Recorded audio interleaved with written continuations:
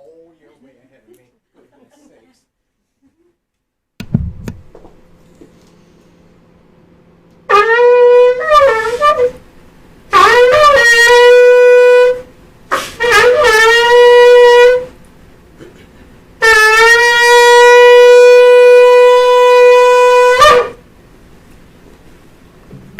Shabbat Shalom.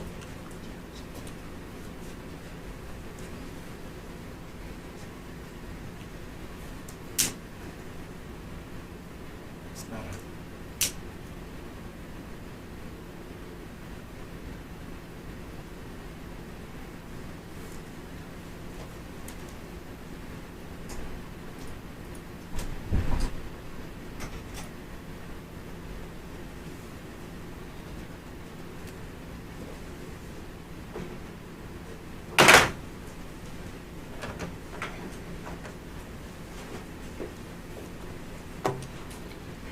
Baruch hu et Adonai hamvarach. Baruch Adonai hamvarach leolam vayed. Baruch Adonai hamvarach leolam vayed. Baruch atah Adonai Eloheinu melech haolam asher banu et Torah emet. Baruch atah Adonai noten haTorah. Amen. Bless the Lord, the Blessed One. Bless the Lord, the Blessed One, for all eternity. Blessed are you, O Lord our God, King of the universe, who has chosen us from all peoples and given us his Torah. Blessed are you, O Lord, giver of the Torah. Amen. Amen.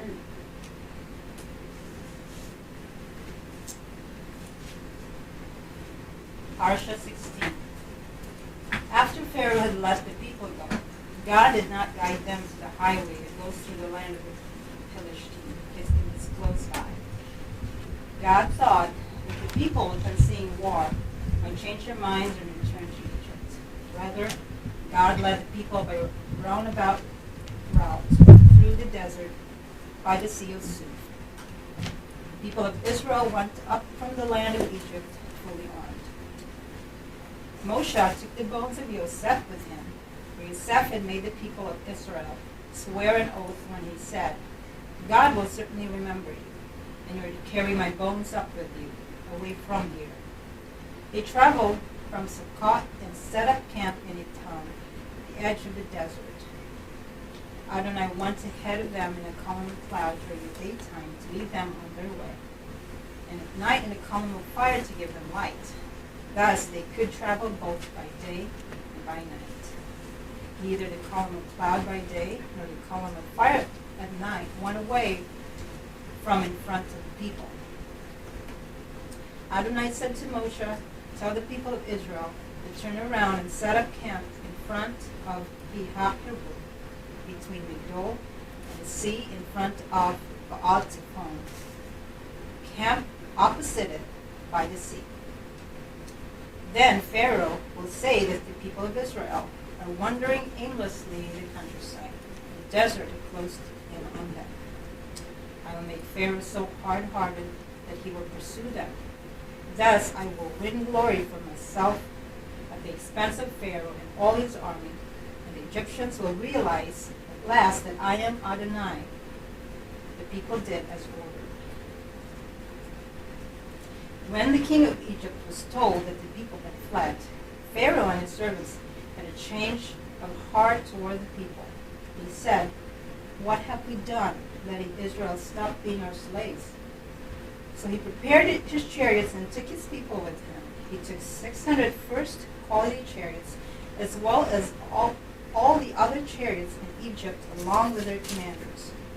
Adonai made Pharaoh hard-hearted, and he pursued the people of Israel as they left boldly.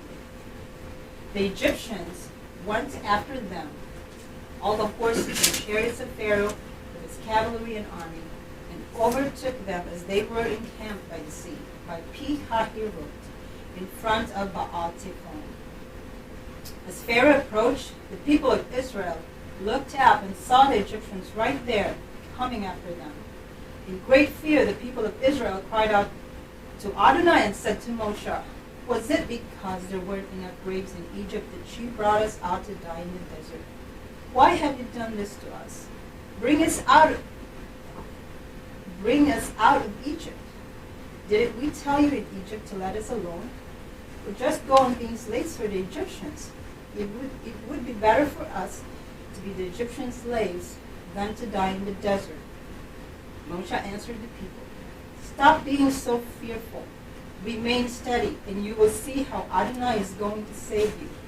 He will do it today. Today you have seen the Egyptians, but you will never see them again. Adonai will do battle for you. Just calm yourselves down.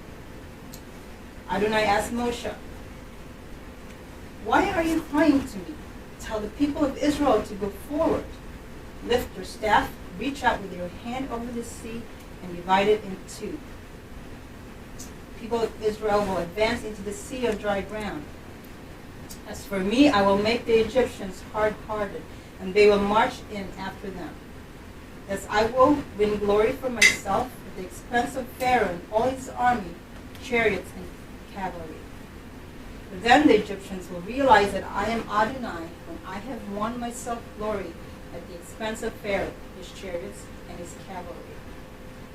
Next, the angel of God, who was going ahead of the camp of Israel, moved away and went behind them. And the column of cloud moved away from in front of them and stood behind them. It stationed itself between the camp of Egypt and the camp of Israel. There was cloud and darkness here, but light by night there, so that the one did not come near the other all night long.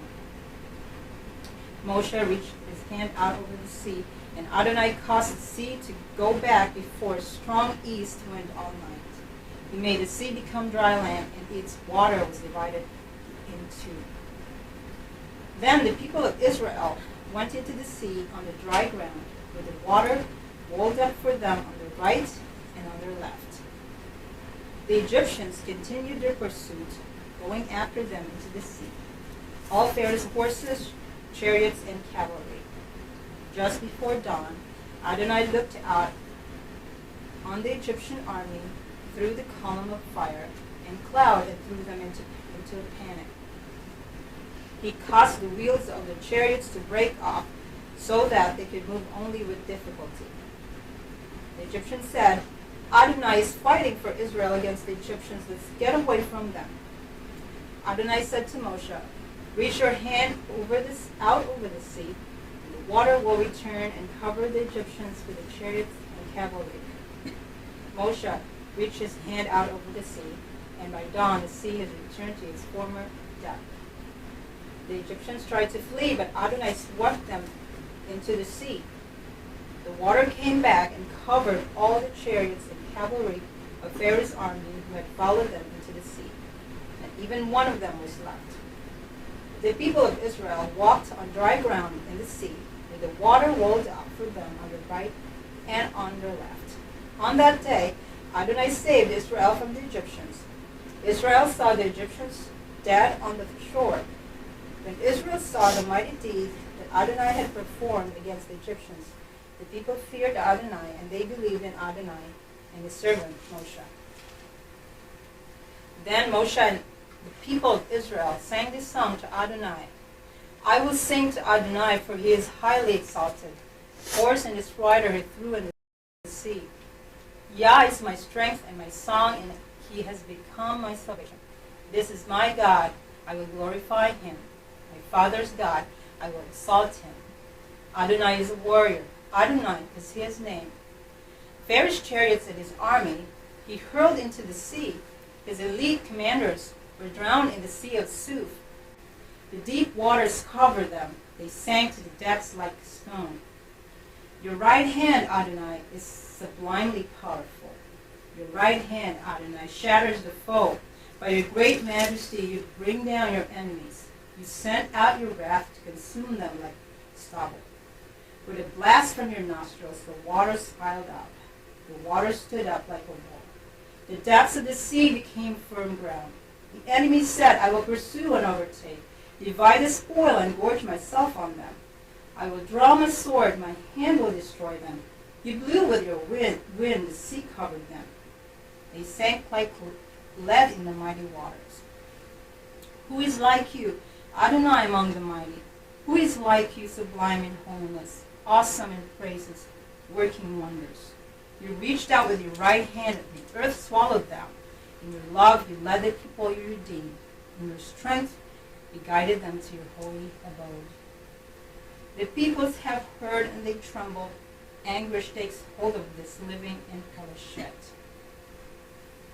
And the chiefs of Edom are dismayed. Trepidation seizes the heads of Moab. All those living in Canaan are melted away.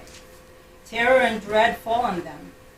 By the might of your arm, they are still as stone, until your people pass over, Adonai, till the people you purchased pass over. You will bring them in and plant them on the mountain which is your heritage. The place, Adonai, that you made your abode, the sanctuary, Adonai, which your hands established. Adonai will reign forever and ever, for the horses of Pharaoh went with his chariots and with his cavalry into the sea. But Adonai brought the sea waters back upon them, while the people of Israel walked in dry land in the midst of the sea.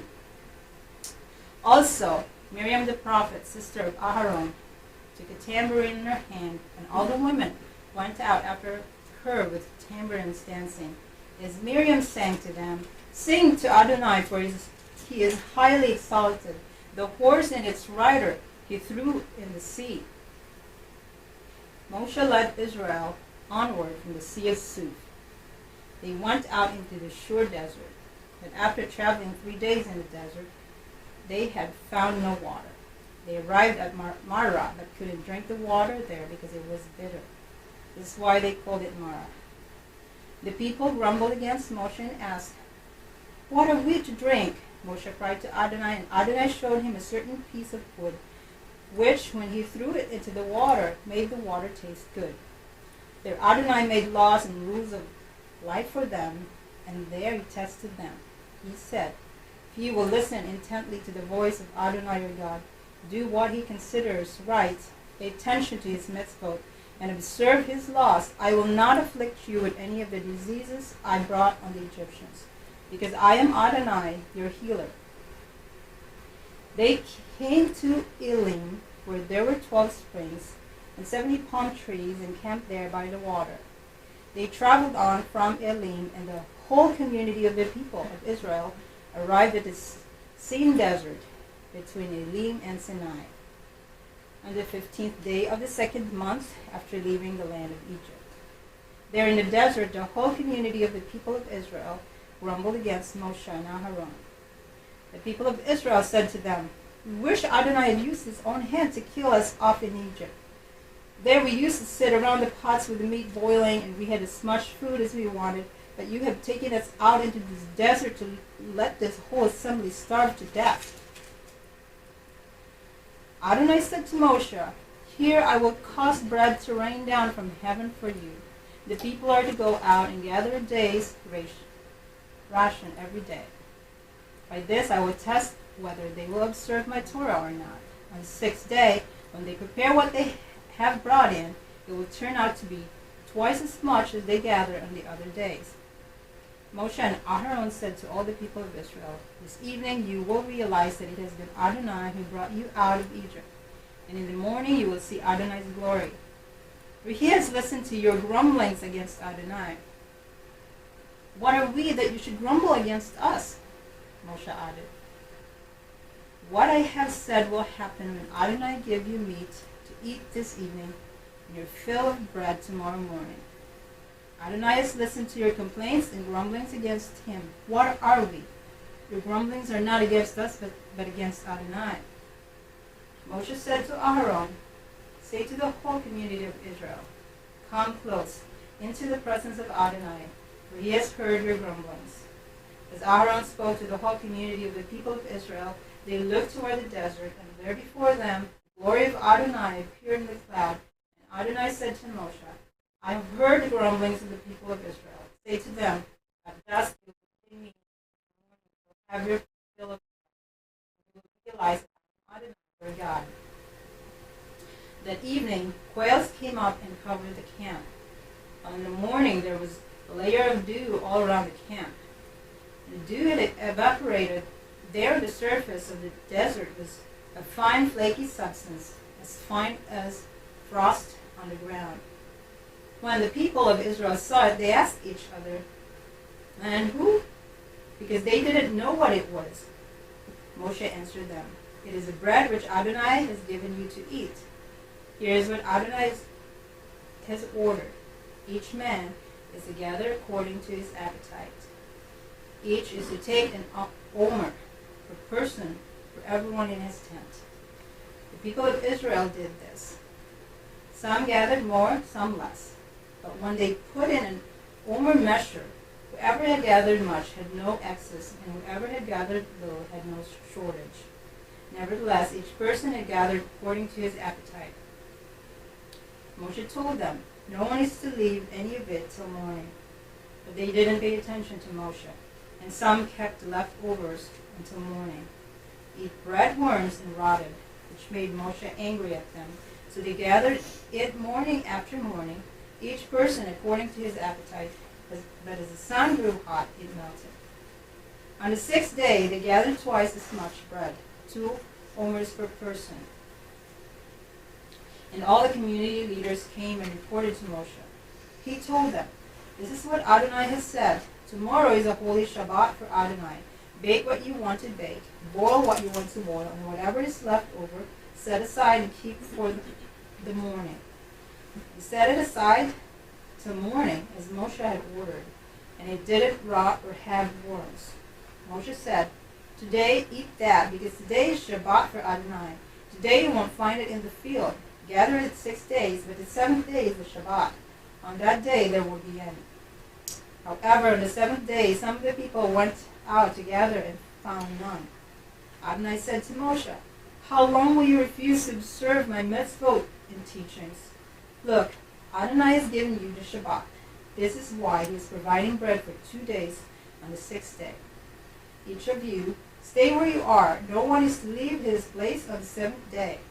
So the people rested on the 7th day. The people called the food manna. It was like coriander seed, white, and it tasted like honey cakes. Moshe said, "Here is what Adonai has ordered. Let 2 parts of manna be kept through all your generations, so that they will be able to see the bread which I fed you in the desert when I brought you out of Egypt." Moshe said to Aaron, "Take a jar, put in 2 parts of manna, and set it aside before Adonai to be kept through all your generations." Just as Adonai ordered Moshe, Aaron set it aside before the testimony to be kept. The people of Israel ate manna for 40 years until they came to an inhabited land. They ate manna until they arrived at the borders of the land of Canaan. The whole community of the people of Israel left the same desert, traveling in stages as Adonai had ordered, and camped at Rephidim. But there was no water for the people to drink. The people quarreled with Moshe, demanding, "Give us water to drink." But Moshe replied, "Why pick fight with me? Why are you testing Adonai?" However, the people were thirsty for water there and grumbled against Moshe. "For what did you bring us up from Egypt? To kill us, our children and our livestock with thirst?" Moshe cried out to Adonai, "What am I to do with this people? They're ready to stone me." Adonai answered Moshe, "Go on ahead of the people and bring with you the leaders of Israel. Take your staff in your hand, the one you used to strike the river, and go. I will stand in front of you there on the rock in Horeb. You are to strike the rock, and water will come out of it, so the people can drink." Moshe did this in the sight of the leaders of Israel. The place was named Massah and Meribah because of the quarreling of the people of Israel, and because they tested Adonai by asking, "Is Adonai with us or not?" Then Amalek came and fought with Israel at Rephidim. Moshe said to Yehoshua, "Choose men for us, go out and fight with Amalek. Tomorrow I will stand on top of the hill with God's staff in my hand." Yehoshua did as Moshe had told him and fought with Amalek. Then Moshe, Aaron, and Hur went up to the top of the hill. When Moshe raised his hand, Israel prevailed. But when he let it down, Amalek prevailed.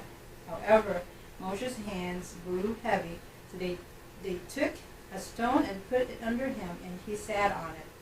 Aaron and Hur held up his hands, the one on the one side and the other on the other, so that his hands stayed steady until sunset.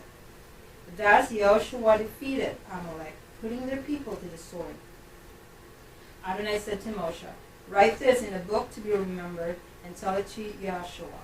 I will completely blot out any memory of Amalek from under heaven." Moshe built an altar, called it Adonai Nisi, and said, "Because their hand was against the throne of Yah, Adonai will fight Amalek generation after generation."